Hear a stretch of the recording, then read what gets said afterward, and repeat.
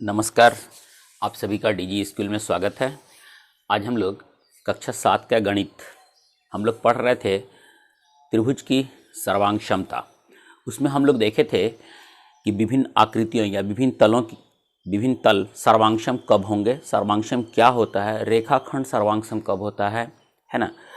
और आज हम लोग पढ़ेंगे प्रश्नावली 15.1 जो उसी के आधार पर है। जो यदि आप पीछे का वीडियो नहीं देखे हैं तो आप आई बटन पे लिंक दिया हुआ है, आप उसको देख लीजिएगा। इसके बाद तब इस वीडियो को देखिएगा तो आपको ये समझ में आएगा।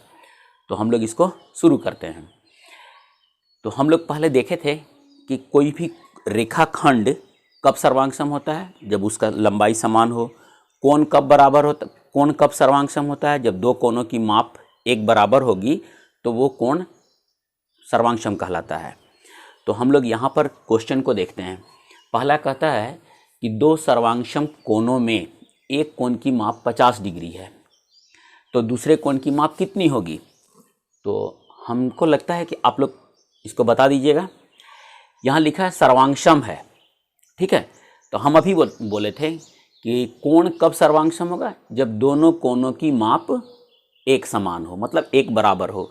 तो जब इसका वैल्यू 50 डिग्री है तो यहाँ दूसरे कोण का मान कितना होना चाहिए, 50 डिग्री, ठीक है। हम लोग ये 50 डिग्री भर देंगे। फिर देखेंगे त्रिभुज ABC में BC की लंबाई 5 सेंटीमीटर हो तो सर्वांगक्षम त्रिभुज LMN में MN की लंबाई क्या होगी। तो हम लोग इसको देखे थे कि यदि त्रिभुज ABC है ना, जैसे मान लेते हैं हम कि ABC और ये त्रिभुज है LMN। तो कल हम लोग देखे थे कि यदि संगत शीर्ष जो है, जैसे A के सामने का है संगत शीर्ष हो गया L, B का संगत शीर्ष M, C का संगत शीर्ष N, तो ये हो गया। तो AB के बराबर कौन सा भुजा होना चाहिए, LM। BC के बराबर कौन सा भुजा होना चाहिए, MN। और AC के बराबर कौन सा भुजा होना चाहिए, LN।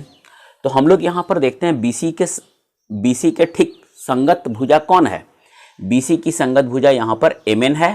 तो BC की लंबाई 5 है तो MN की लंबाई कितनी होगी, 5 सेंटीमीटर, है ना। तो हम लोग यहाँ पर ये जब दिया हुआ है BC, ये है दिया हुआ हम लोग को 5 सेंटीमीटर, तो ये कितनी होनी चाहिए, ये भी 5 सेंटीमीटर। तो हम लोग इसको भरेंगे 5 सेंटीमीटर, ठीक है। ये समझ में आ गया होगा। A का संगत शीर्ष L, B का संगत शीर्ष M, C का संगत शीर्ष N, तो BC, तो हम लोग यहाँ पर ये डायग्राम बना दिए ABC, A का L, B का M। तो हम लोग यहाँ पर देखेंगे कि AB की संगत भुजा कौन होगी, LM। BC की संगत भुजा MN, तो BC मेरा 5 है तो MN कितना होना चाहिए, 5, जब दोनों त्रिभुज सर्वांगक्षम होंगे तो हम लोग यहाँ पे भर देंगे 5 सेंटीमीटर। अब कहता है दो रेखाखंड सर्वांगक्षम होते हैं यदि दोनों की लंबाई समान हो। तो हम लोग भरते हैं यहाँ पे दोनों समान लंबाई के हों, ठीक है। तो ये हम लोग का पहला वाला क्वेश्चन जो रिक्त स्थानों की पूर्ति करे था वो हम लोग बनाए। अब हम लोग क्वेश्चन नंबर 2 को देखते हैं। यहाँ क्वेश्चन नंबर 2 हम लोग देखते हैं कि यदि त्रिभुज PQR सर्वांगक्षम है त्रिभुज YZX का, तो त्रिभुज YZX के उन सभी भागों को लिखिए जो निम्न के संगत हों। तो सबसे पहला काम हम लोग यहाँ पर एक डायग्राम बनाते हैं। ये मेरा हो गया त्रिभुज PQR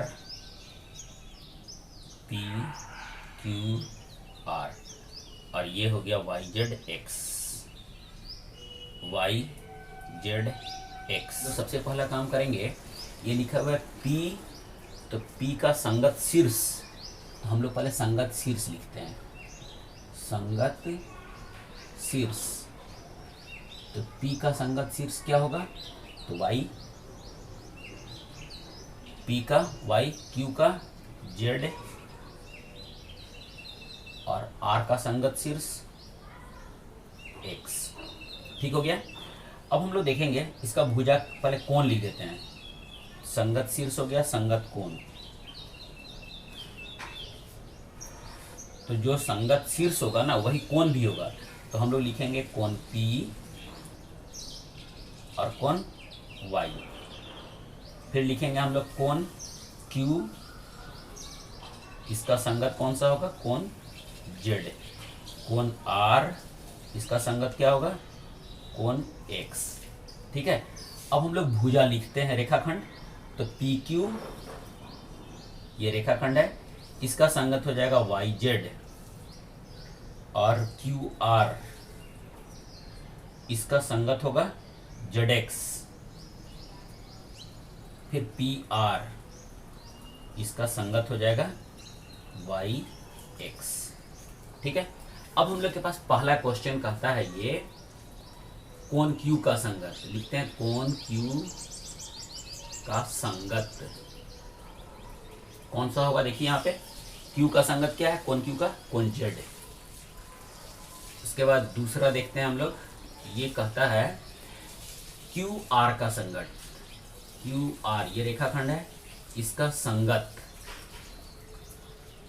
ठीक है, तो ये हम लोग यहाँ पे